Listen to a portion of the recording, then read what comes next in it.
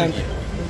তার ব্যক্তিগত পারিবারিক পার্টির মিটিং বাড়িতে হয়েছে, তো আমাদের কি?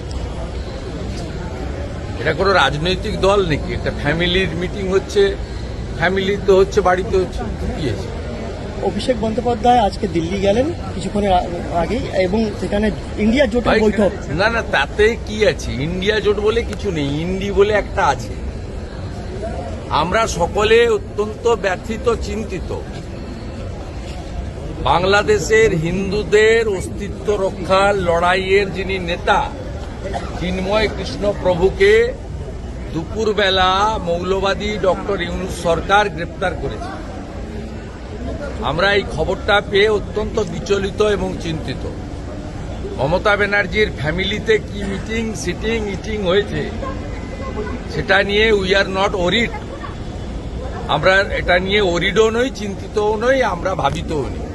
আমরা সকলে ভাবিত বাংলাদেশে হিন্দুদের অস্তিত্ব রক্ষার যে লড়াই চলছে তার প্রধান মুখ চিন্ময় কৃষ্ণ প্রভু, তাকে মৌলবাদী ডক্টর ইউনূসের সরকার একটু আগে গ্রেপ্তার করেছে।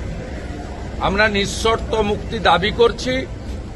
মুক্তি না দিলে বাংলাদেশ ডেপুটি হাই কমিশনেও বিক্ষোভ হবে এবং বাংলাদেশ বর্ডারে সনাতনীরা ধ্বজ নিয়ে অবরোধ করবে, যাতে বাংলাদেশে ভারত থেকে পশ্চিমবঙ্গ দিয়ে আমরা কোনো পরিষেবা নিতে দেব না।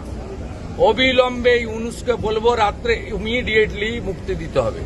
আরেকটা বিষয়, সেটা হচ্ছে বিকাশ মিশ্রকে আদালতে তোলার কথা ছিল, চার্জ ফ্রেম করার কথা ছিল, তার আগে পুলিশ স্পষ্ট গেছে ওকে আটকে দিল, তার জন্য চার্জ ফ্রেম করতে পারলো না।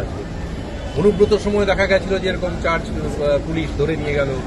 আপনারা সবাই জানেন রুচিরা নারোলার অ্যাকাউন্টে লালার টাকা গেছে, কয়লা, প্রমাণিত সত্য।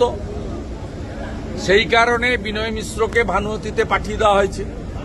সেই কারণে চার্জ যাতে গঠন না হয় তার জন্য এটা করা হয়েছে। এটা সবাই জানে, সবাই দেখছে, বুঝছে। আরেকটা বিষয় হচ্ছে, কালকে আলিপুর আদালত থেকে বেরোনোর সময় ওইরকম একজন অপরাধী তিনি বলছে যে আমি যদি মুখ খুলি সরকার পড়ে যাবে। এটা কিরকম লাগছে?